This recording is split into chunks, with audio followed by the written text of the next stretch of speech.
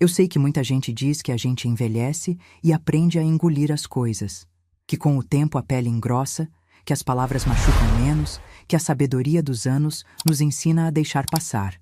Mas essas pessoas, sinceramente, nunca tiveram um prato de comida empurrado na frente de toda a família enquanto ouviam a própria nora dizer, em voz alta, que até a mãe dela cozinhava melhor. Meu nome é Marlene de Souza Ribeiro. Tenho 67 anos. E essa história começa numa noite de domingo que deveria ter sido como tantas outras na minha vida. Uma janta em família, o cheiro de frango assado no ar, a mesa posta com aquele cuidado que só quem é mãe entende.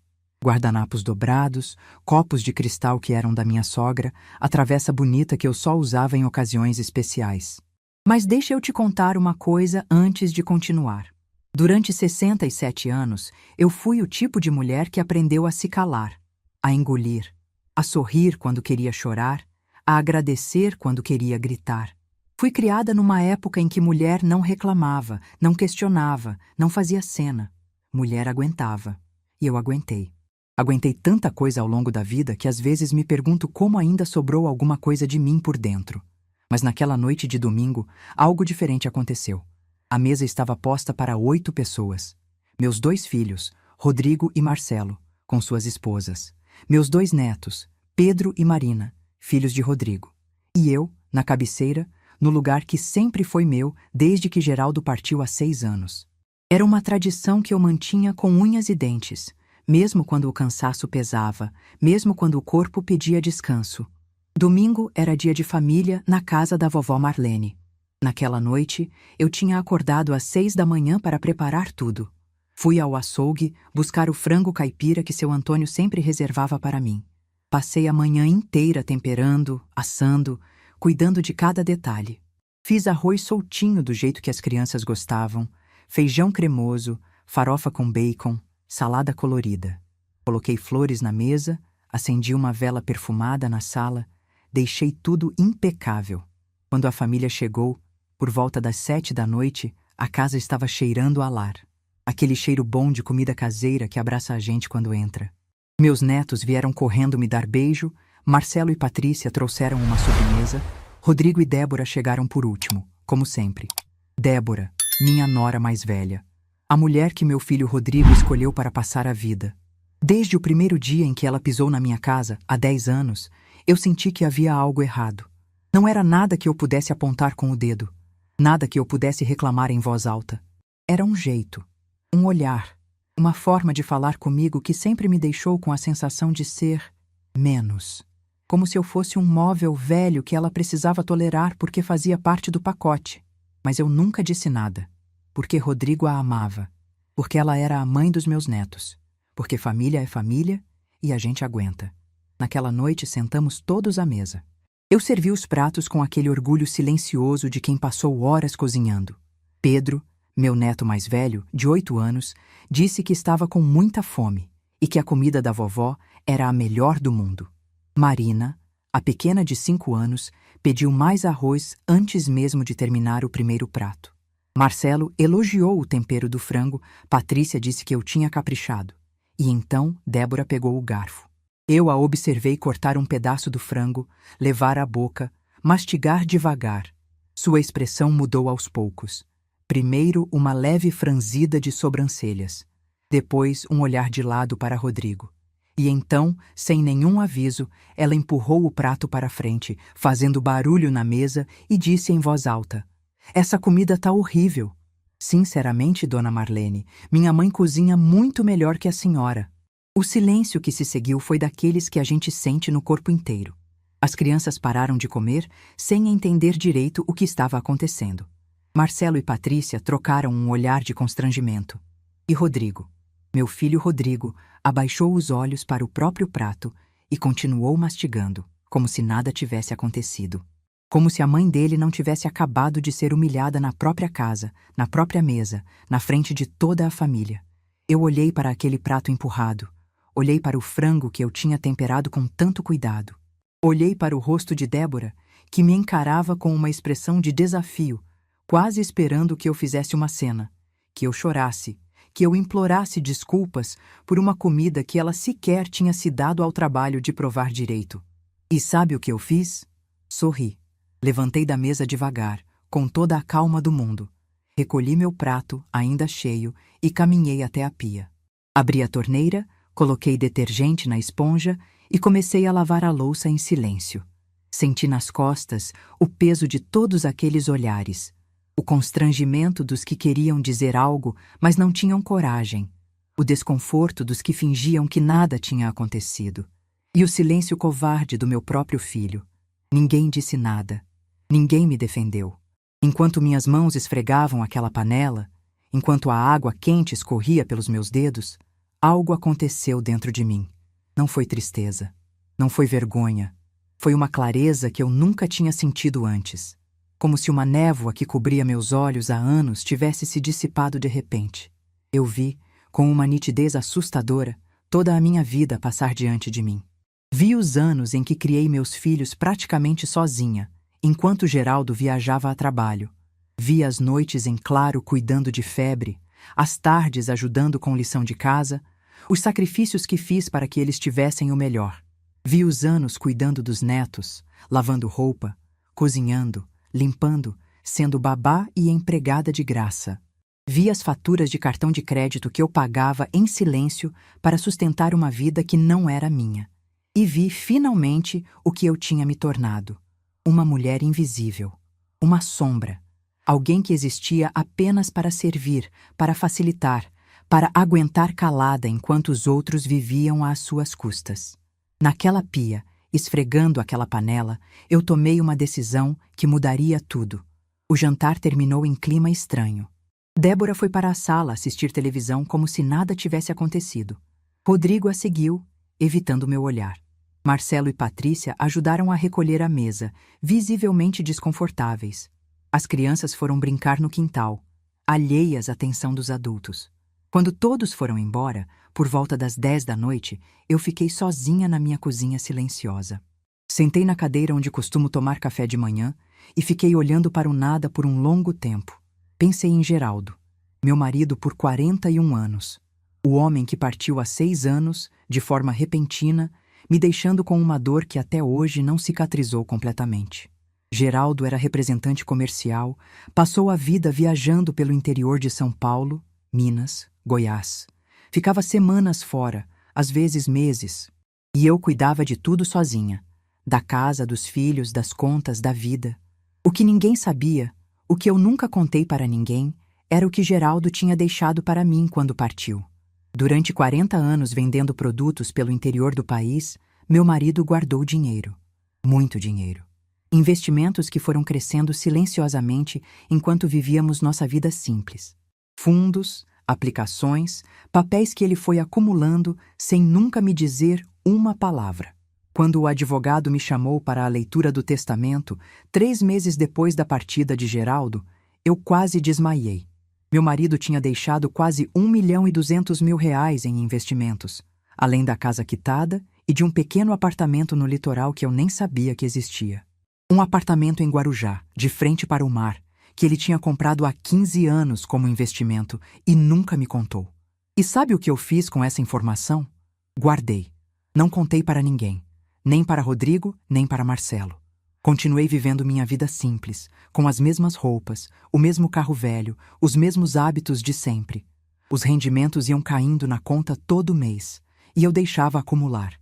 Para todos, eu era apenas Dona Marlene, a viúva aposentada que precisava economizar, que dependia da boa vontade dos filhos. Mas eu tinha um segredo que me dava uma segurança que ninguém imaginava. Sentada naquela cozinha escura, depois do jantar mais humilhante da minha vida, eu entendi por que tinha guardado aquele segredo por tanto tempo. No fundo, eu sempre soube que um dia ia precisar dele. Que um dia a máscara ia cair, que a verdade ia aparecer e que eu ia precisar de uma saída. Esse dia tinha chegado. Levantei da cadeira e fui até o escritório. Abri a gaveta onde guardava os documentos importantes e tirei de lá uma pasta que eu não mexia há meses. Dentro dela estavam os extratos do cartão de crédito, não o meu cartão pessoal. O cartão adicional que eu tinha dado para Débora há 3 anos, quando Rodrigo apareceu na minha porta pedindo ajuda porque estavam apertados financeiramente. Comecei a folhear os extratos mês a mês, e o que eu vi confirmou tudo o que eu já suspeitava, mas me recusava a enxergar. Salão de beleza toda semana, R$ 400 por visita. Roupas de grife, blusas de 300, bolsas de 800, sapatos de 500, restaurantes caríssimos, spas, clínicas de estética, produtos importados que custavam mais do que toda a minha compra do mês. Mas o que realmente me fez parar de respirar foi uma sequência de compras que eu nunca tinha prestado atenção. Presentes. Muitos presentes. Joias em lojas sofisticadas, perfumes importados de marcas francesas. Roupas finas em boutiques caras, todos comprados em datas específicas. Maio, outubro, dezembro. Peguei o calendário e conferi. Dia das Mães. Aniversário, Natal. Meu estômago revirou quando entendi. Débora estava usando o meu cartão para comprar presentes de luxo para a mãe dela, a mesma Dona Sônia que supostamente cozinhava melhor que eu. A mesma mulher que Débora sempre elogiava, sempre colocava num pedestal, sempre usava para me diminuir.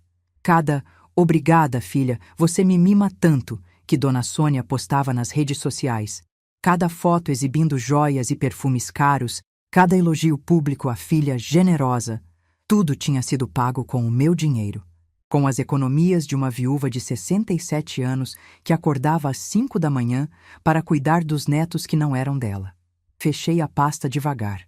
Minhas mãos tremiam, mas não era de tristeza. Era de algo que eu não sentia há muito tempo. Uma mistura de clareza e determinação que parecia ter brotado do fundo do meu ser. Fui até o banheiro, lavei o rosto, olhei para meu reflexo no espelho. Vi uma mulher de cabelos brancos, rugas ao redor dos olhos, pele marcada pelo tempo.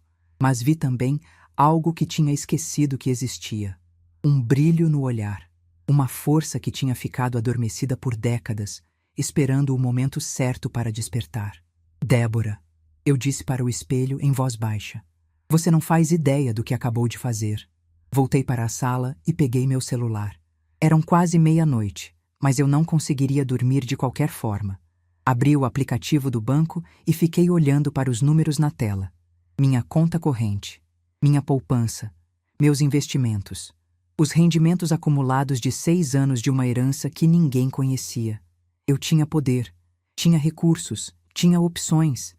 E pela primeira vez em 67 anos, eu ia usar tudo isso. Não para me vingar, não para destruir ninguém, mas para fazer algo que deveria ter feito há muito tempo, me colocar em primeiro lugar. O prato empurrado ainda estava na minha cabeça quando fui deitar. A voz de Débora ecoava. Minha mãe cozinha muito melhor que a senhora. Mas dessa vez, aquelas palavras não me machucavam, me fortaleciam. Porque Débora tinha cometido um erro fatal. Ela tinha humilhado uma velha senhora, achando que era inofensiva, que era dependente, que não tinha escolhas. Ela tinha empurrado o prato de quem pagava suas contas, financiava seus luxos, sustentava suas aparências. E agora, deitada na minha cama, olhando para o teto escuro do meu quarto, eu sorri pela segunda vez naquela noite. Porque o que Débora não sabia, o que absolutamente ninguém sabia, era que aquele prato empurrado não foi o começo da minha humilhação. Foi o fim dela. Na segunda-feira de manhã, às 8 horas em ponto, eu estaria no banco. E a vida de Débora de Souza Ribeiro nunca mais seria a mesma. Antes de te contar o que aconteceu naquela segunda-feira no banco, preciso voltar um pouco no tempo. Porque essa história não começou com um prato empurrado numa noite de domingo. Começou muito antes. Começou no dia em que eu decidi que ser mãe significava se anular completamente. Rodrigo nasceu em 1982, numa madrugada chuvosa de julho. Eu tinha 25 anos e todo o amor do mundo guardado no peito esperando aquele menino. Geraldo estava viajando, como sempre. Fui para o hospital sozinha, de táxi, com a bolsa na mão e o coração disparado. Passei 16 horas em trabalho de parto, sem ninguém segurando minha mão, sem ninguém me dizendo que ia ficar tudo bem. Quando Rodrigo finalmente nasceu, às 4h20 da manhã, eu chorei de alegria e de exaustão. A enfermeira colocou aquele bebê vermelhinho no meu peito e eu jurei, ali mesmo, que faria qualquer coisa por ele. Qualquer sacrifício, qualquer renúncia, qualquer dor. Aquele menino era minha razão de viver. Geraldo só conheceu o filho 5 dias depois, quando voltou de uma viagem ao Mato Grosso. Chegou em casa com um buquê de flores e um sorriso culpado. Eu engoli a mágoa e sorri de volta, porque era isso que esposas faziam naquela época. Engoliam. 5 anos depois veio Marcelo. Dessa vez Geraldo estava presente no parto, mas precisou sair no meio porque recebeu uma ligação importante de um cliente. Eu dei à luz sozinha de novo, ouvindo os passos dele se afastando pelo corredor do hospital enquanto eu gritava de dor. Criei meus 2 filhos praticamente como mãe solteira. Geraldo era um fantasma que aparecia de vez em quando, trazia presentes, fazia promessas e desaparecia novamente na estrada. Eu era tudo ao mesmo tempo: mãe, pai, professora, enfermeira, psicóloga, cozinheira, faxineira. Acordava antes do sol nascer e dormia depois de meia-noite. Não tinha folga, não tinha férias, não tinha 1 minuto sequer para pensar em mim mesma. E sabe o que eu recebia em troca? A certeza de que estava fazendo o certo. A ilusão de que um dia, quando meus filhos crescessem, eles reconheceriam tudo o que eu tinha feito, que me olhariam com gratidão, que cuidariam de mim na velhice, que retribuiriam todo aquele amor. Como eu estava enganada. Rodrigo sempre foi o mais difícil dos 2. Desde pequeno tinha um temperamento forte, uma teimosia que me dava trabalho. Mas eu achava que era coisa de criança, que ia passar com o tempo. O que eu não sabia era que aquela teimosia ia se transformar em algo muito pior: covardia. Porque teimoso enfrenta, briga, discute. Covarde abaixa a cabeça e deixa os outros fazerem o trabalho sujo. E foi exatamente isso que Rodrigo se tornou quando cresceu. Um homem incapaz de enfrentar conflitos, de tomar posição, de defender quem precisava ser defendido. Ele conheceu Débora quando tinha 31 anos. Estava trabalhando como gerente numa concessionária de carros, ganhando bem, morando num apartamento alugado no centro da cidade. Eu achei que ele ia ficar solteiro para sempre, porque nunca tinha conseguido manter um relacionamento por mais de alguns meses. Débora apareceu como um furacão. Bonita, articulada, cheia de opinião. Veio de uma família que aparentava ter posses. A mãe, Dona Sônia, morava numa casa grande no Jardim Canadá. Dirigia um carro importado, usava roupas de marca.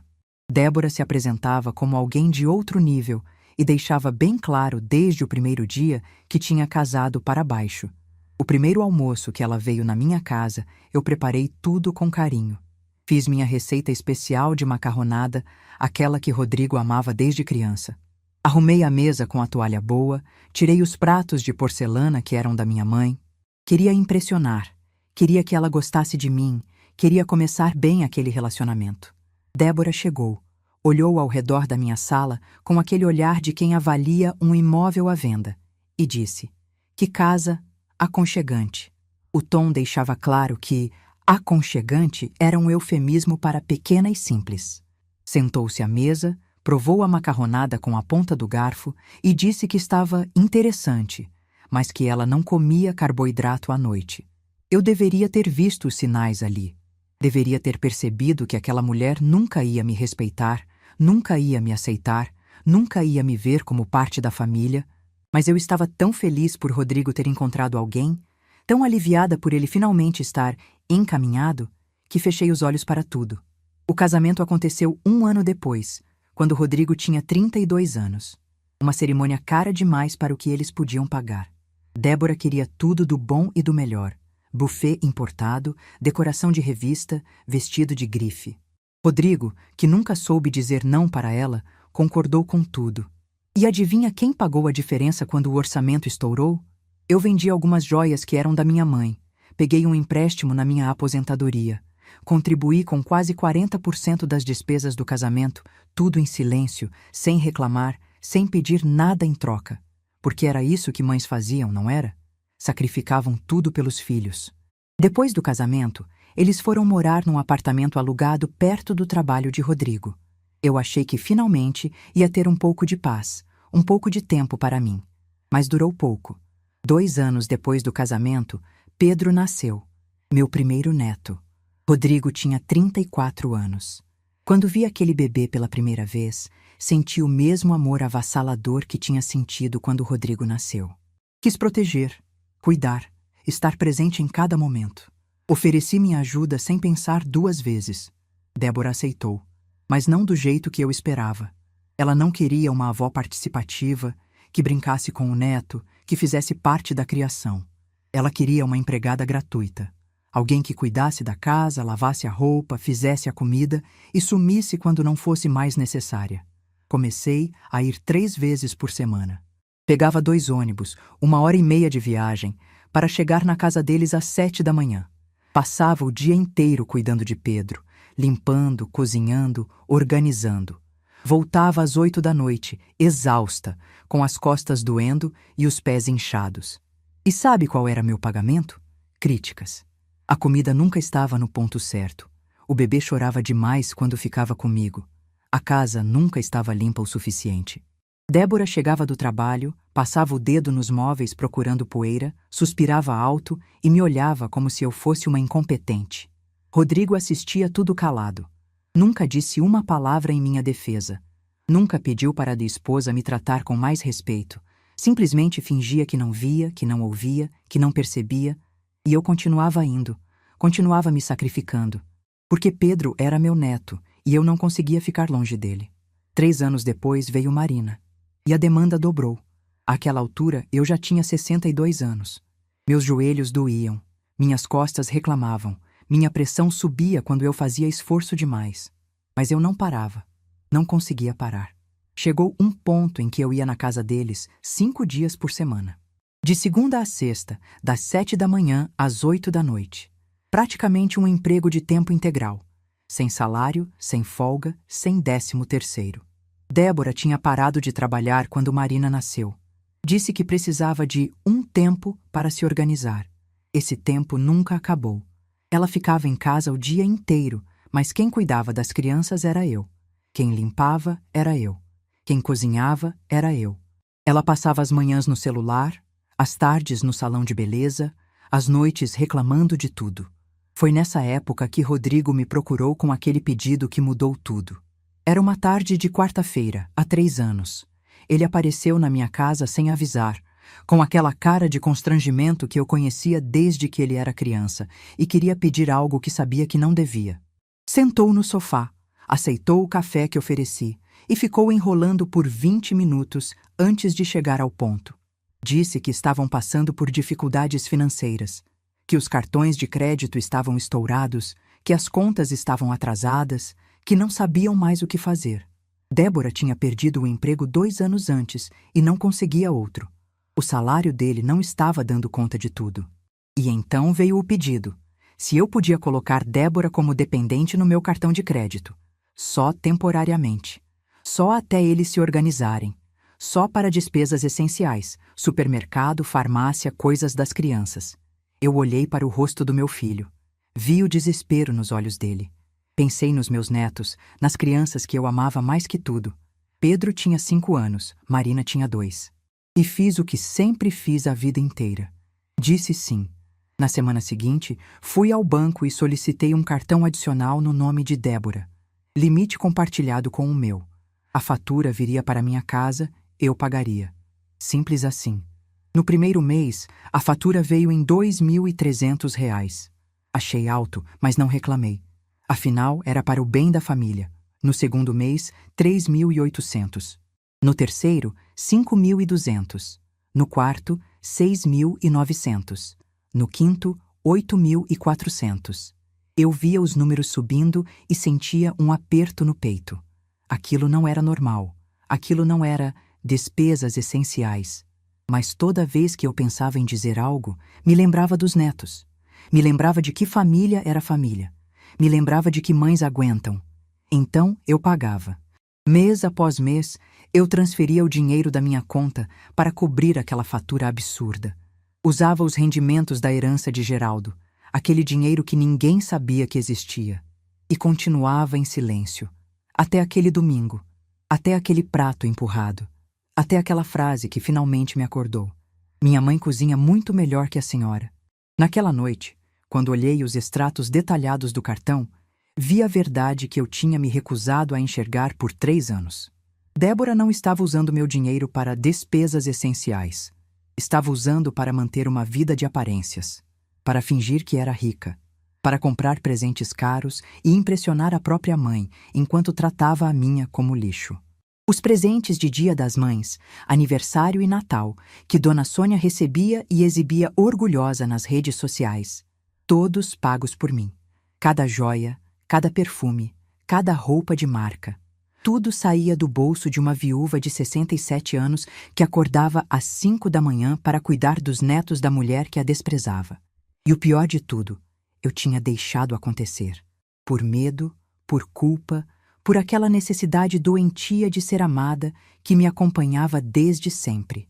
Eu tinha permitido que me usassem, que me explorassem, que me tratassem como um banco ambulante sem sentimentos. Mas aquela Marlene tinha ficado para trás. A mulher que acordou na segunda-feira de manhã era outra pessoa. Uma pessoa que finalmente tinha entendido uma verdade simples, mas poderosa. Amor não se compra. Respeito não se implora. E dignidade não se negocia. Às 7:30 da manhã, eu já estava de banho tomado, cabelo arrumado, roupa passada. Tomei meu café com calma, olhando pela janela da cozinha para o jardim que Geraldo tinha plantado há tantos anos. Pensei nele, no homem silencioso que trabalhou a vida inteira e guardou cada centavo para me deixar protegida. Ele sabia. De alguma forma, ele sempre soube que um dia eu ia precisar daquela segurança. Às 8 horas em ponto, eu estava no banco. A agência tinha acabado de abrir. Peguei senha, sentei na cadeira de espera e aguardei minha vez com uma tranquilidade que me surpreendeu. Não estava nervosa, não estava com medo. Estava apenas pronta. Quando chamaram meu nome, fui até o guichê e pedi para falar com a gerente. Dona Aparecida, uma mulher da minha idade que me atendia há anos, veio me receber com um sorriso. Sentamos no escritório dela e eu fui direto ao ponto. Queria cancelar o cartão adicional no nome de Débora de Souza Ribeiro. Cancelamento imediato, definitivo, sem possibilidade de reversão. Dona Aparecida me olhou surpresa. Perguntou se eu tinha certeza, se não queria apenas reduzir o limite, se tinha acontecido alguma coisa. Eu disse que tinha absoluta certeza, que não queria reduzir, queria cancelar. Ela digitou algumas coisas no computador, me pediu para confirmar os dados, e em menos de 5 minutos estava feito. O cartão de Débora seria bloqueado em 24 horas. A fatura do mês seguinte viria com a notificação oficial de cancelamento. Quando saí do banco, às 8:40 da manhã, o sol estava brilhando forte. Parei na calçada, respirei fundo e senti algo que não sentia há anos. Leveza. Mas eu sabia que aquilo era só o começo. Sabia que Débora ia descobrir, que Rodrigo ia ligar, que haveria drama e choro e tentativas de me fazer mudar de ideia. E eu precisava estar preparada para o que viria. Precisava de um plano. E, por sorte, a oportunidade perfeita apareceu 3 dias depois, numa ligação que eu jamais esperaria receber. A ligação chegou numa quinta-feira à tarde, 3 dias depois de eu ter cancelado o cartão. Eu estava na cozinha preparando um chá de camomila, tentando manter a calma enquanto esperava o inevitável. Sabia que em algum momento Débora ia descobrir. Sabia que o telefone ia tocar, que haveria gritos, acusações, tentativas de me fazer voltar atrás. Mas o que eu não esperava era a voz doce, quase melosa, que saiu do outro lado da linha. Dona Marlene, é a Débora. Quase deixei a xícara cair. Não pela surpresa de ela ligar, mas pelo tom. Era a voz que ela usava quando queria algo. A voz que eu conhecia bem demais depois de 10 anos convivendo com aquela mulher. A mesma voz que usava para pedir favores, para conseguir o que queria, para me manipular sem que eu percebesse. Oi, Débora, respondi, mantendo minha voz neutra. Tudo bem? Tudo ótimo, sogra. Olha, estou ligando porque domingo que vem é aniversário da minha mãe. Vai ter um almoço na casa dela, a família toda vai estar lá, e ela fez questão de convidar a senhora. Disse que seria uma honra ter a avó das crianças presente. Fiquei em silêncio por alguns segundos, processando aquela informação. Dona Sônia fazendo questão da minha presença? A mesma Dona Sônia que mal me cumprimentava nos eventos de família? A mesma mulher que recebia presentes caros pagos com meu dinheiro e nunca sequer me agradeceu por existir? Algo estava errado ali. Muito errado. Que gentileza, eu disse, escolhendo cada palavra com cuidado. Pode me passar os detalhes? Débora pareceu aliviada com minha resposta. Explicou que o almoço seria às 11 horas, na casa de Dona Sônia, no Jardim Canadá. Disse que as irmãs dela estariam lá com os maridos, que seria uma reunião íntima, só a família mais próxima, e que ela adoraria que eu fosse, porque as crianças sentiam minha falta. As crianças sentiam minha falta. Essa foi a frase que ela usou para me convencer, e por um momento quase funcionou. Mas então me lembrei. Me lembrei do prato empurrado. Me lembrei das críticas diárias. Me lembrei dos presentes que ela comprava para a mãe dela com o meu cartão. E entendi exatamente o que estava acontecendo. Débora ainda não sabia do cancelamento. O cartão tinha sido bloqueado na terça-feira, mas ela provavelmente não tinha tentado usar desde então. A notificação oficial só chegaria junto com a fatura, que estava programada para ser entregue no domingo, exatamente no dia do aniversário de Dona Sônia. Meu coração acelerou quando percebi a coincidência. Ou talvez não fosse coincidência. Talvez fosse o destino me dando uma oportunidade que eu não poderia desperdiçar. Pode contar comigo, eu disse, mantendo a voz firme. Estarei lá. Débora agradeceu efusivamente, disse que ia avisar Dona Sônia e desligou. Fiquei parada na cozinha com o telefone na mão, olhando para a tela apagada, sentindo algo que não sentia há muito tempo. Ansiedade. Mas não era ansiedade de medo. Era ansiedade de expectativa. Os dias que se seguiram passaram devagar. Eu continuei minha rotina normal, mas por dentro estava diferente. Havia uma energia nova circulando no meu corpo, uma determinação que me fazia acordar de manhã com propósito. Pela primeira vez em anos, eu não estava apenas sobrevivendo. Estava me preparando. Na sexta-feira, fui ao salão de beleza. Cortei o cabelo num corte mais moderno, fiz as unhas num tom discreto de rosa. Comprei um vestido novo numa loja do centro. Azul marinho. Elegante. Bem cortado. O tipo de roupa que uma senhora de 67 anos usa quando quer ser notada sem chamar atenção demais. A vendedora perguntou se era para alguma ocasião especial. Eu sorri e disse que sim. Era para um aniversário de família. No sábado à noite, não consegui dormir direito. Fiquei deitada na cama olhando para o teto, repassando mentalmente cada cenário possível. O que Débora faria quando descobrisse? Como Rodrigo reagiria? O que Dona Sônia diria quando soubesse a verdade sobre os presentes que recebia? Parte de mim ainda tinha dúvidas. Uma voz pequena no fundo da minha cabeça perguntava se eu estava fazendo a coisa certa. Se não era melhor simplesmente me afastar, cortar contato, seguir minha vida em paz. Mas então me lembrei daquela frase. Minha mãe cozinha muito melhor que a senhora. E a dúvida desaparecia. Não era sobre vingança, era sobre verdade. Era sobre mostrar para aquela família quem realmente sustentava a vida de aparências que eles tanto ostentavam. O domingo amanheceu ensolarado, com aquele céu azul limpo de inverno. Tomei meu café da manhã com calma, me arrumei sem pressa, passei meu perfume favorito. Olhei para o espelho uma última vez antes de sair e vi uma mulher que eu quase não reconhecia. Não pelos cabelos arrumados ou pelo vestido novo, mas pelo olhar.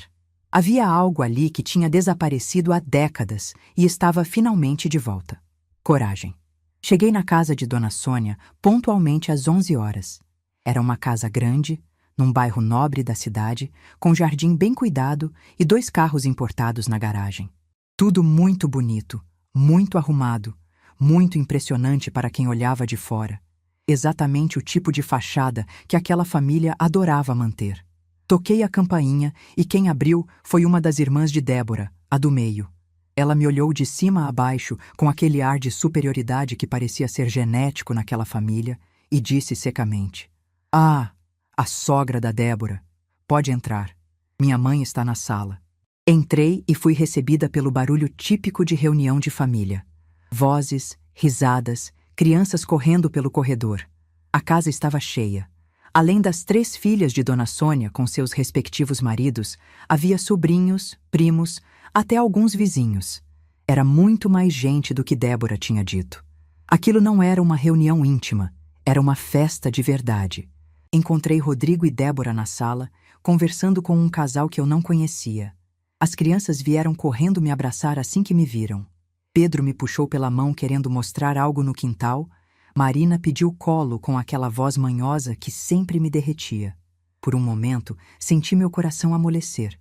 Aqueles dois eram completamente inocentes em toda essa história. Débora se aproximou com um sorriso ensaiado e me deu 2 beijinhos no rosto. Que bom que veio, sogra. A mamãe vai ficar tão feliz. Rodrigo me cumprimentou com um aceno de cabeça distante, evitando meu olhar como sempre fazia quando estava desconfortável com alguma situação. Dona Sônia apareceu alguns minutos depois, toda produzida, usando um vestido florido caro e joias que eu reconheci imediatamente. O colar de pérolas, o bracelete de ouro, os brincos de esmeralda, tudo comprado com o meu cartão, tudo pago com o meu dinheiro, tudo ostentado ali na minha frente como se ela merecesse cada peça. Dona Marlene! Ela exclamou com um entusiasmo claramente forçado. Que surpresa boa! Senta aqui do meu lado. Mas não havia lugar ao lado dela. A mesa principal, onde ela reinava cercada pelas filhas e genros, estava completamente lotada. Dona Sônia olhou ao redor, fingindo procurar um espaço, e então apontou para uma mesinha no canto da sala, perto da porta da cozinha. Pode sentar ali que já já a gente puxa uma cadeira para cá. Ali, na mesinha das crianças, no canto mais afastado da sala, onde eu ficaria invisível, como sempre fiquei naquela família. Engoli a humilhação e sentei sem reclamar. As crianças vieram fazer companhia, o que amenizou um pouco a situação. Pedro me contou sobre a escola, sobre os amigos novos que tinha feito. Marina mostrou um desenho que tinha feito especialmente para a avó. Eu prestava atenção neles, sorria nos momentos certos, mas meus olhos não paravam de vigiar a porta da frente. O entregador dos correios costumava passar por volta das 2 da tarde naquela região. Eu sabia porque tinha pesquisado. Tinha ligado para a central de atendimento, perguntado sobre os horários de entrega na Zona Sul, me preparado para aquele momento como quem se prepara para algo importante. O almoço foi servido às 12h30. Comida farta, bebida à vontade, sobremesas caras. Dona Sônia recebeu presentes das filhas um por um, fazendo questão de abrir cada embrulho com cerimônia, mostrando para todos, agradecendo efusivamente. Fez discursos emocionados sobre como era abençoada por ter uma família tão maravilhosa. Posou para dezenas de fotos que certamente iriam para as redes sociais ainda naquela tarde. Débora estava radiante, pavoneando-se pela casa como se fosse a anfitriã principal, exibindo as crianças bem arrumadas como troféus de boa mãe. Eu comia em silêncio na minha mesinha do canto, observando tudo, esperando. O relógio da parede marcava 1h40 quando ouvi o interfone tocar. Uma das irmãs de Débora foi atender. Voltou dizendo que era um entregador dos Correios que tinha uma correspondência registrada para a senhora Débora de Souza Ribeiro. Débora estranhou, mas levantou para ir buscar no portão. Meu coração disparou. Era agora. Observei pela janela da sala enquanto ela caminhava pelo jardim, assinava o recibo e pegava o envelope pardo. Vi quando ela abriu ali mesmo, no meio do caminho, provavelmente curiosa demais para esperar. Vi seu rosto mudar de confusão para incredulidade, e de incredulidade para algo que parecia puro desespero. Ela voltou para dentro da casa com o papel na mão, os olhos arregalados, a respiração visivelmente acelerada. Foi direto para onde Rodrigo estava sentado e puxou ele pelo braço com força, sussurrando algo no ouvido dele. O rosto do meu filho ficou pálido como papel. Por um momento, achei que eles iam resolver aquilo em particular, que iam me procurar depois, longe dos outros, para ter a conversa que precisava acontecer. Mas Débora estava nervosa demais, desesperada demais, para pensar com clareza. "Rodrigo, sua mãe cancelou o cartão!" Ela disse, a voz alta demais para o ambiente. "O cartão foi cancelado. Está escrito aqui, olha. E tem uma fatura de quase 12.000 reais." A sala inteira ficou em silêncio absoluto. Todas as conversas pararam. Todos os olhares se voltaram primeiro para ela, depois para mim. Dona Sônia se levantou do seu lugar de honra, o rosto confuso. "Que cartão? Do que você está falando, filha?" E foi aí que Débora perdeu completamente o controle. O cartão da sogra dele, ela gritou, apontando para mim com o dedo tremendo. O cartão que ela me deu para usar. Eu faço todas as minhas compras nesse cartão, mãe. Todas, inclusive os presentes que eu te dou. O silêncio que se seguiu foi o mais ensurdecedor que eu já presenciei. Dona Sônia olhou para a filha, depois para mim, depois para o colar de pérolas no próprio pescoço. Seu rosto passou por várias expressões em poucos segundos: confusão, compreensão e, finalmente, uma vergonha profunda. Você usava o cartão da sua sogra? Ela perguntou, a voz falhando. Eu me levantei da minha cadeira pela primeira vez. Caminhei devagar até o centro da sala, sentindo todos os olhares sobre mim. Minha voz saiu calma, firme, sem nenhum tremor. Os presentes que a senhora recebe da Débora, Dona Sônia, o colar que a senhora está usando, o bracelete do Dia das Mães, os perfumes do Natal, tudo foi pago por mim, por uma viúva de 67 anos que acorda às 5 da manhã para cuidar dos netos de graça. Dona Sônia levou a mão ao colar como se ele estivesse queimando sua pele. Débora tentou se defender, gaguejando. Não é assim, vocês não estão entendendo. Então me explica, eu disse, virando para ela. Me explica como você gasta R$ 400 por semana no salão enquanto diz que está passando dificuldade. Rodrigo finalmente se manifestou. Mãe, por favor. Por favor o quê, Rodrigo? Por favor, continua em silêncio como você sempre fez? Ele não tinha resposta. Peguei minha bolsa e caminhei em direção à porta. Antes de sair, parei ao lado de Débora e disse em voz clara: Sua mãe cozinha melhor que eu? Pode ser. Mas agora ela vai ter que pagar suas contas também, porque eu cansei. Saí daquela casa sem olhar para trás.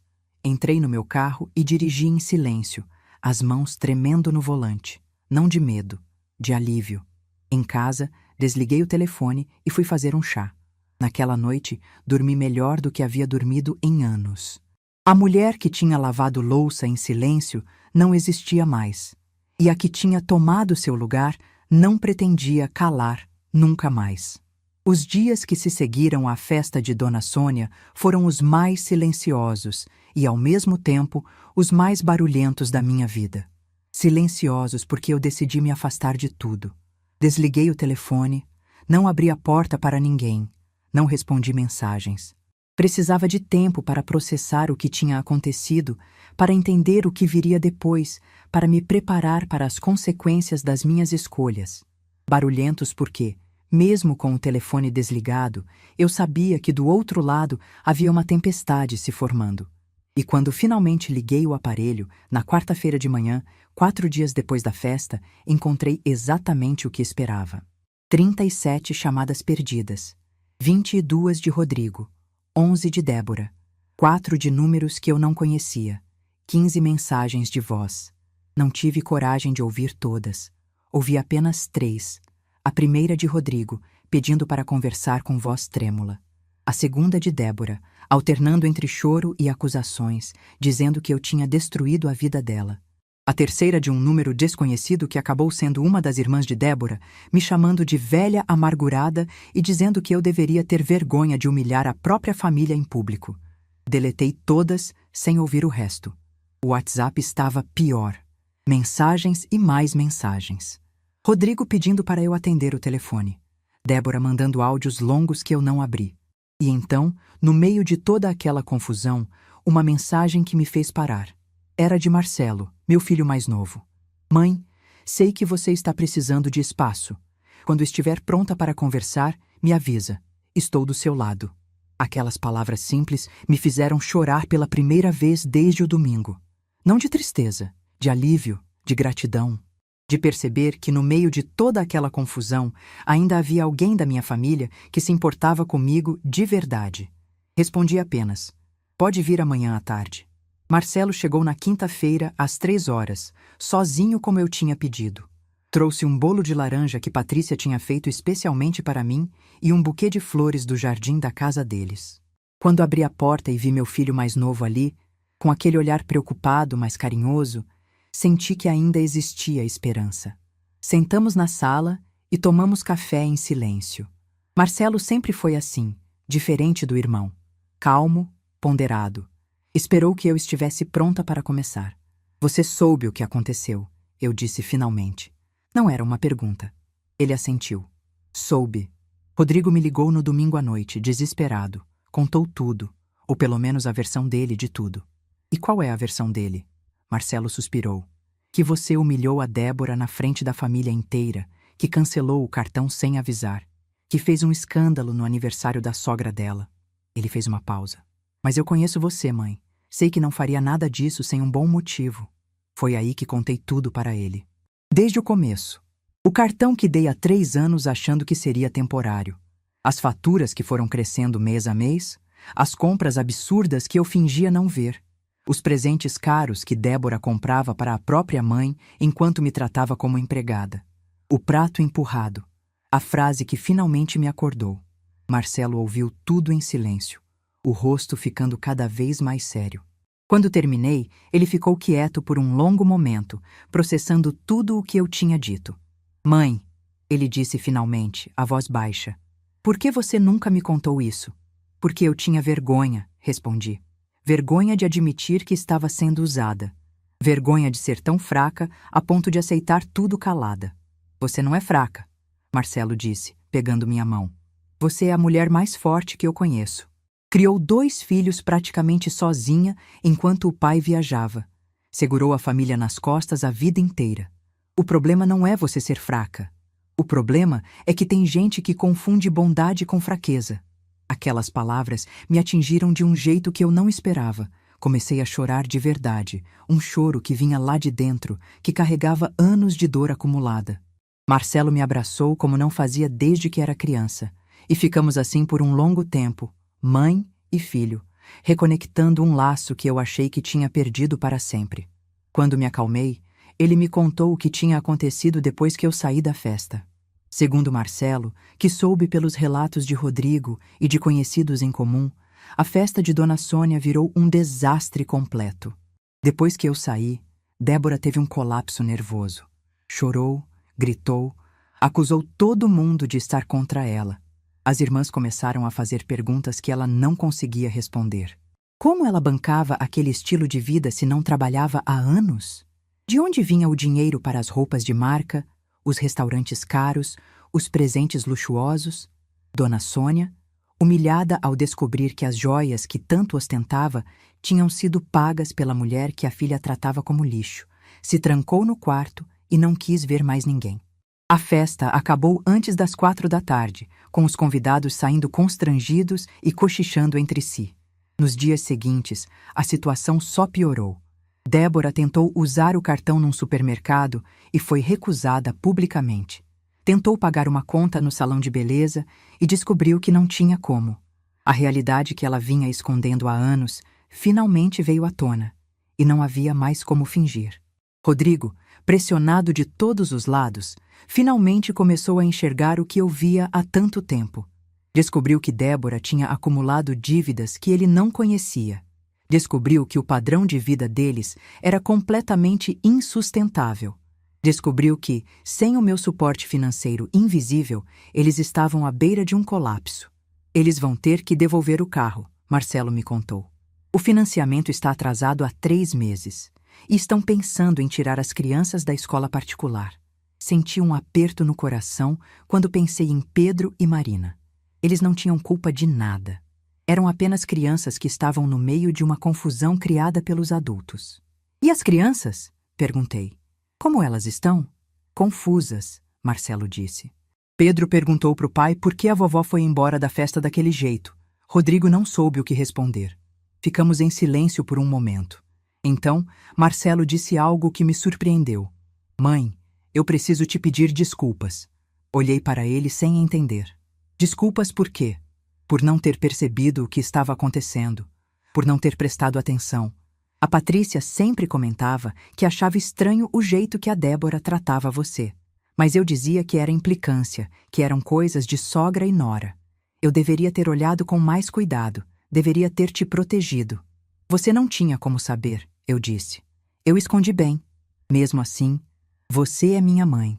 Eu deveria ter visto. Naquele momento, olhando para meu filho mais novo, entendi algo importante. Rodrigo tinha se tornado um homem fraco, dominado pela esposa. Mas Marcelo era diferente. Tinha crescido para ser íntegro, atento, presente. E eu tinha parte nisso. Apesar de tudo, apesar dos anos de sacrifício não reconhecido, eu tinha criado pelo menos um filho, que sabia o que era certo. Antes de ir embora, Marcelo me fez prometer uma coisa. Mãe, não se isola. Eu sei que você está magoada e tem todo o direito.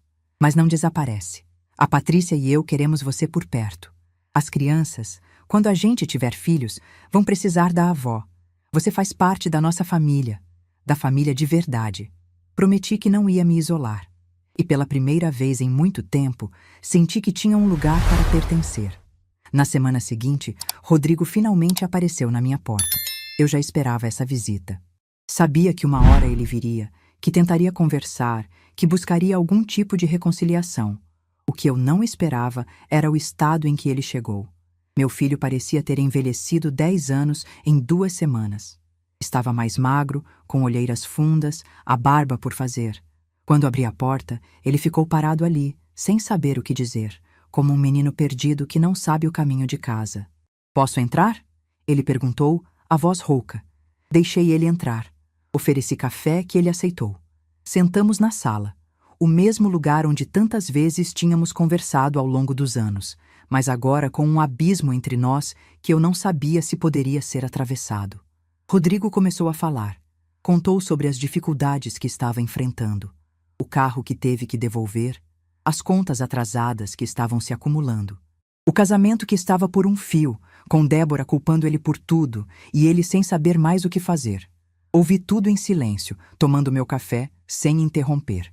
Então ele disse algo que me fez parar. Mãe, eu sei que errei.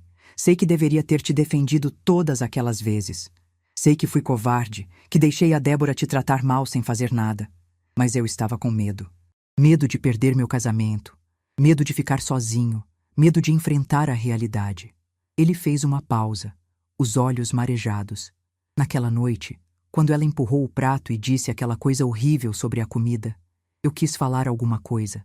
Juro que quis, mas as palavras não saíram. Fiquei paralisado, como sempre fico. E quando vi você levantando para lavar a louça, com aquela calma toda, senti tanta vergonha de mim mesmo que não consegui nem te olhar. Fiquei em silêncio por um momento, processando aquela confissão. E o que você quer agora, Rodrigo? Perguntei finalmente. Quero pedir perdão, ele disse. Não só pelo cartão ou pela festa. Por tudo. Por todos os anos em que te vi sendo maltratada e não fiz nada. Por todas as vezes em que escolhi o silêncio em vez de te defender. Por ter sido o tipo de filho que você não merecia ter. Olhei para o rosto do meu filho, aquele rosto que eu conhecia desde que ele era um bebê, e vi ali uma dor genuína. Não era manipulação, não era teatro, era arrependimento de verdade. Mas arrependimento não apaga o passado. Eu aceito suas desculpas, Rodrigo, eu disse, escolhendo cada palavra com cuidado. Aceito porque você é meu filho, e eu te amo, apesar de tudo. Mas você precisa entender uma coisa. As coisas não podem voltar a ser como eram. Eu sei, mãe. Não, você não sabe. Deixa eu terminar. Respirei fundo.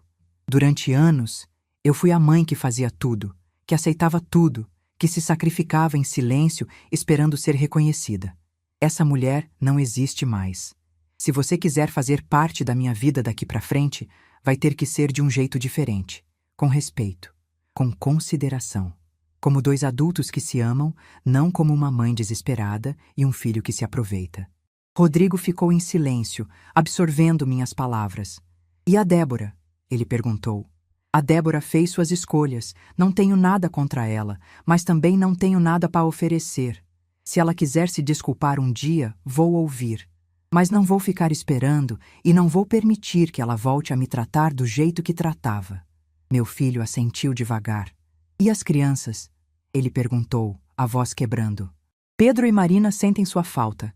Perguntam por você todo dia. Aquilo doeu. Doeu muito. Mas eu já tinha pensado sobre isso. As crianças são sempre bem-vindas aqui. Você pode trazê-las quando quiser. Mas as visitas vão ser nos meus termos, no meu tempo. Não vou mais ser a avó de plantão que fica disponível 24 horas por dia. Vou ser a avó que participa quando pode e quando quer. A diferença parece pequena, mas faz toda a diferença do mundo. Rodrigo ficou mais um tempo.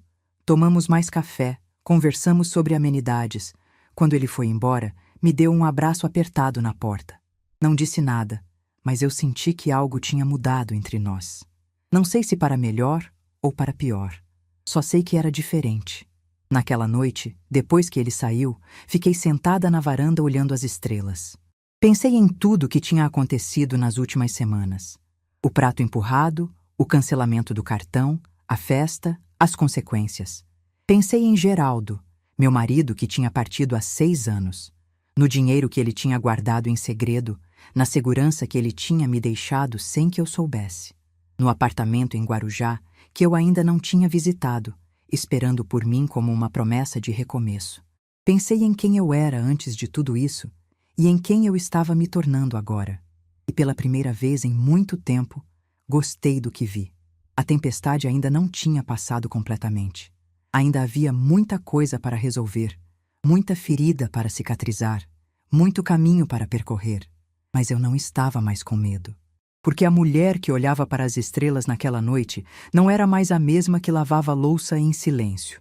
Era uma mulher que tinha aprendido, aos 67 anos, a lição mais importante da vida: que nunca é tarde para escolher a si mesma. 1 ano se passou desde aquele domingo que mudou minha vida. 1 ano desde o prato empurrado, desde a frase que me acordou, desde o dia em que decidi que 67 anos era tempo suficiente para viver pelos outros. Hoje, sentada na varanda do apartamento em Guarujá, olhando o mar se estender até onde a vista alcança, eu mal reconheço a mulher que era antes de tudo acontecer. Esse apartamento. Esse pequeno refúgio de frente para o oceano que Geraldo comprou em segredo há 15 anos e que eu só descobri depois que ele partiu. Durante muito tempo, deixei ele fechado, guardado como uma possibilidade distante, um plano B que eu tinha medo de usar.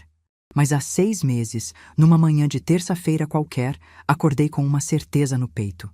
Estava na hora de conhecer esse lugar que meu marido tinha deixado para mim. Peguei o carro e dirigi às 3 horas até o litoral sem avisar ninguém.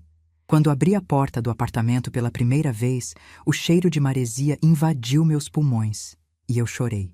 Não de tristeza, mas de uma emoção que não sei nomear. Era como se Geraldo tivesse deixado aquele presente esperando pelo momento certo. E o momento certo tinha finalmente chegado. O apartamento era simples, mas aconchegante. 2 quartos, uma sala com varanda de frente para o mar, uma cozinha pequena mas funcional. As paredes precisavam de pintura. Os móveis eram antigos, mas nada disso importava. O que importava era a vista. O que importava era o som das ondas quebrando na areia. O que importava era a sensação de paz que me invadiu assim que pisei ali dentro. Passei uma semana inteira naquele apartamento, sozinha, sem falar com quase ninguém. Caminhava na praia de manhã cedo, quando a areia ainda estava fria e o sol começava a nascer. Almoçava em restaurantes simples à beira-mar, conversando com garçons e comerciantes que não sabiam nada sobre minha história. À tarde, sentava na varanda com um livro e deixava as horas passarem sem pressa. Foi naquela semana que entendi algo importante. Eu nunca tinha tirado férias de verdade na vida. 68 anos, e aquela era a primeira vez que eu parava. A primeira vez que não tinha ninguém para cuidar, nenhuma obrigação para cumprir, nenhum papel para desempenhar. Era só eu, o mar e o silêncio. Quando voltei para Ribeirão Preto, estava diferente. Não sei explicar exatamente o que, mas algo tinha mudado por dentro. Comecei a fazer coisas que nunca tinha feito antes. Me inscrevi num curso de pintura em aquarela na associação do bairro. Entrei para um grupo de caminhada que se encontrava toda manhã na Praça Central. Fiz amizade com mulheres da minha idade que tinham histórias parecidas com a minha. Mulheres que também tinham passado a vida cuidando dos outros e estavam aprendendo, tarde, a cuidar de si mesmas. Dona Célia, uma das minhas novas amigas, tinha 72 anos e uma energia que me inspirava. Ela me contou que também tinha sido a mãe que fazia tudo durante décadas, até o dia em que os filhos tentaram interná-la num asilo para ficar com a casa dela. Ela lutou, venceu e cortou relações com toda a família. Hoje vive sozinha, feliz, viajando pelo Brasil com um grupo de terceira idade. Marlene, Ela me disse uma tarde, enquanto tomávamos café na casa dela. A gente passa a vida inteira ensinando as pessoas como nos tratar. Se você aceita desrespeito, elas vão te desrespeitar. Se você exige respeito, elas aprendem a te respeitar. Simples assim. Essas palavras ecoaram na minha cabeça por dias e me ajudaram a entender o que tinha acontecido comigo e o que precisava acontecer dali para frente. Minha relação com Rodrigo mudou. Não posso dizer que melhorou, porque não sei se melhor é a palavra certa. Mudou. Ele vem me visitar uma vez por mês, sempre sozinho, sempre com aquela postura de quem ainda carrega culpa.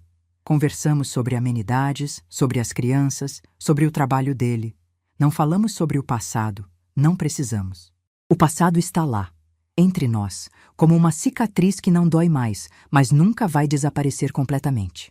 Rodrigo e Débora continuam casados, mas a dinâmica deles mudou drasticamente. Sem o meu suporte financeiro invisível, tiveram que se adaptar a uma realidade muito diferente. Devolveram o carro financiado e hoje andam de transporte público. Tiraram as crianças da escola particular e matricularam numa escola municipal, que, segundo Pedro, é até melhor porque tem mais crianças para brincar. Débora voltou a trabalhar como corretora de imóveis e, pelo que sei, está se esforçando para reconstruir a carreira que abandonou. Ela nunca me procurou para pedir desculpas. Nunca mandou uma mensagem, nunca fez uma ligação, nunca apareceu na minha porta. No começo, isso me magoava. Achava que ela devia pelo menos reconhecer o que tinha feito, admitir que estava errada. Mas com o tempo, entendi que algumas pessoas simplesmente não conseguem fazer isso, e que eu não precisava do pedido de desculpas dela para seguir em frente. Débora não pisa na minha casa desde aquele domingo do prato empurrado. E, sinceramente, não faz falta. Mas as crianças... As crianças são outra história. Pedro e Marina passam um fim de semana por mês comigo. Rodrigo os traz na sexta-feira à noite e busca no domingo depois do almoço. São 2 dias que eu espero com ansiedade. 2 dias que iluminam minha semana. 2 dias em que a casa se enche de risadas, de bagunça, de vida. Pedro está com 9 anos agora. Cresceu, ficou mais esperto, mais questionador. Na última visita, enquanto ajudava a fazer um bolo de chocolate na cozinha, ele me perguntou do nada: "Vovó, por que você não vai mais lá em casa?" Parei o que estava fazendo e olhei para ele. Era uma pergunta que eu sabia que viria um dia, mas ainda assim me pegou de surpresa. "Porque algumas coisas mudaram, meu amor", eu disse, escolhendo as palavras com cuidado. Às vezes os adultos precisam de um tempo separados para aprender a se respeitar melhor. Ele ficou pensativo por um momento. Depois disse algo que me fez segurar as lágrimas. "Tá bom, vovó, mas sua comida continua sendo a melhor do mundo. A mamãe tenta fazer, mas nunca fica igual." Abracei aquele menino com toda a força que tinha. E percebi que, apesar de tudo, apesar da confusão, apesar das escolhas difíceis, o amor entre nós permanecia intacto. Diferente, talvez, mas intacto. Marina, com seus 6 anos, é mais despreocupada. Ela só quer saber de brincar, de correr pelo quintal, de me mostrar os desenhos que faz na escola. Ainda é pequena demais para entender as complexidades da família, e eu agradeço por isso. Quero que ela tenha uma avó presente, carinhosa, disponível, mas disponível nos meus termos. Marcelo e Patrícia se tornaram minha família de verdade. Eles me incluem em tudo: jantares, passeios, viagens. No mês passado, passamos um fim de semana juntos no apartamento de Guarujá. Foi a primeira vez que levei alguém lá, e foi especial demais. Caminhamos na praia, cozinhamos juntos, conversamos até tarde. Numa dessas conversas, Patrícia me contou uma novidade que me fez chorar de alegria. Ela estava grávida. 3 meses. Seria meu 3º neto, o primeiro filho de Marcelo. "A senhora vai ser a avó mais presente desse bebê", ela disse, segurando minha mão. "Queremos que você faça parte de tudo. Do jeito certo dessa vez." Do jeito certo. Essas palavras significaram mais do que ela imaginava. Porque agora eu sei a diferença entre ser presente e ser usada. Entre ajudar por amor e ajudar por obrigação. Entre fazer parte de uma família e ser tratada como empregada dessa família. A diferença parece sutil, mas muda tudo. O dinheiro que Geraldo deixou continua rendendo na conta. Não conto para ninguém o quanto tenho, e não pretendo contar. É minha segurança, minha garantia de que nunca mais vou depender de ninguém para nada. Uso uma parte para viver bem, para viajar quando quero, para comprar as coisas que me fazem feliz. Mas a maior parte continua guardada, crescendo, esperando. Às vezes penso no que vou fazer com esse dinheiro quando eu partir. Penso em deixar para os netos, para que tenham oportunidades que eu não tive. Penso em doar parte para instituições que ajudam idosos em situação de vulnerabilidade, pessoas que passam pelo que eu passei, mas não têm a sorte de ter um Geraldo que deixou uma herança escondida. Ainda não decidi. Mas sei que, seja o que for, será minha escolha. E isso por si só já é uma vitória. Dona Sônia, a mãe de Débora, nunca mais me dirigiu a palavra. Pelo que sei através de Marcelo, ela ficou arrasada com o que aconteceu na festa de aniversário. Não pela humilhação em si, mas por descobrir que os presentes que tanto ostentava tinham sido pagos por alguém que a filha tratava mal. Dizem que ela devolveu o colar de pérolas para Débora, dizendo que não queria mais usar algo que tinha esse peso. Não sei se é verdade, mas gosto de pensar que é. Há 2 semanas, aconteceu algo que me pegou de surpresa. Eu estava no supermercado, escolhendo frutas na seção de hortifruti, quando senti alguém parar ao meu lado. Olhei e vi Débora ali, com um carrinho cheio de compras básicas, me encarando com uma expressão que eu nunca tinha visto no rosto dela. Por um momento, ficamos as duas em silêncio, sem saber o que dizer. Foi ela quem falou primeiro. "Dona Marlene", ela disse, a voz baixa, quase um sussurro. "Eu sei que a senhora não quer falar comigo. E eu entendo. Mas eu precisava dizer uma coisa." Esperei, sem responder. "Eu errei", ela continuou, os olhos marejando. "Errei muito. E eu sei que um pedido de desculpas não muda nada do que aconteceu. Mas eu sinto muito, de verdade. Olhei para aquela mulher que tinha me humilhado tantas vezes, que tinha usado meu dinheiro para bancar uma vida de mentiras, que tinha me tratado como invisível durante uma década. E não senti raiva, não senti rancor, senti apenas paz. Eu aceito suas desculpas, Débora", eu disse com calma. "Mas você precisa entender que aceitar não significa esquecer. E não significa que as coisas vão voltar a ser como eram." Ela assentiu, as lágrimas escorrendo pelo rosto. "Eu sei, eu só precisava dizer." E foi embora, empurrando o carrinho sem olhar para trás. Fiquei parada ali por um momento, processando o que tinha acontecido. Depois continuei escolhendo minhas frutas, como se nada tivesse mudado. Porque, na verdade, nada tinha mudado. O pedido de desculpas dela não apagava o passado, mas de alguma forma fechava um ciclo. Colocava um ponto final numa história que precisava terminar. Hoje, enquanto escrevo essas palavras na varanda do meu apartamento em Guarujá, o sol está se pondo no horizonte. O céu está pintado de laranja e rosa, e o som das ondas embala meus pensamentos. Tenho 68 anos, cabelos brancos, rugas que contam histórias e um coração que finalmente aprendeu a se colocar em primeiro lugar. Não sei quanto tempo ainda tenho pela frente. Ninguém sabe. Mas sei que cada dia que me resta vai ser vivido nos meus termos, do meu jeito, para mim mesma. O prato que Débora empurrou naquela noite de domingo foi o último prato que eu preparei esperando gratidão. Daquele dia em diante, cozinho para quem tem fome, não para quem tem desprezo. A mulher que lavava louça em silêncio enquanto engolia humilhações não existe mais. No lugar dela, existe uma senhora de 68 anos que descobriu, tarde, mas não tarde demais, que o respeito que você recebe é exatamente proporcional ao respeito que você exige. Meu silêncio naquela noite, quando levantei da mesa e fui para a pia, foi o silêncio mais poderoso da minha vida. Foi o silêncio de uma mulher que finalmente havia encontrado sua voz. E essa voz, uma vez encontrada, nunca mais se calou. Se você chegou até aqui, obrigada por ouvir minha história. Obrigada por caminhar comigo por esses momentos difíceis, por essas escolhas dolorosas, por essa jornada de redescoberta. Espero que, de alguma forma, minha experiência possa iluminar o caminho de alguém que está passando pelo que eu passei. Porque se tem uma coisa que aprendi nesses 68 anos é essa. Nunca é tarde para escolher a si mesmo. Nunca é tarde para exigir respeito. E nunca, jamais, é tarde para recomeçar. O mar continua ali, na minha frente, infinito e eterno.